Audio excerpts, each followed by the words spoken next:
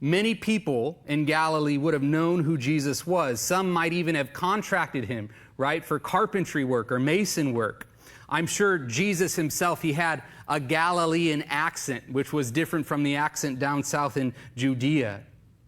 Yet, though Jesus had led an impeccable life for 30 years of sinlessness and love, to those who lived in Galilee, Jesus was just another normal Galilean. He was just a normal Joe. In fact, his name, Jesus, was a very popular name that day, Yeshua. There was Yeshua here, Yeshua there. You're just Yeshua of Nazareth. There's nothing special about you, just that carpenter's boy.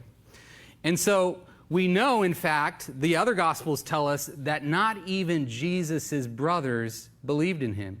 It wasn't until he rose from the dead and he appeared to his brother James that James actually began to believe in Jesus, and then his other brothers and sisters followed. Now, Galilee, we'll see when you especially read the other Gospels, it was quite a bit more friendly than, say, Jerusalem was of Jesus.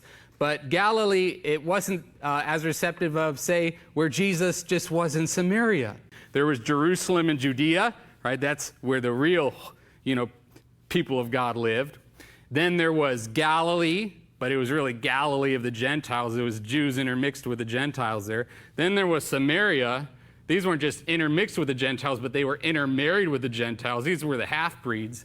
And then there was ultimately the Gentile nations that surrounded them. And so, for Jesus to go to Galilee, again, he's going to sort of the lower end of the social class ladder. People who were looked down upon. It's like we'll get to in John 7, is anything good come out of Nazareth? It's kind of like even when the Jewish leaders are trying to demean Jesus, they say he's a Samaritan and he's got a demon in him, right? Well, they say the same sort of, that have that same sort of poor outlook of the Galileans.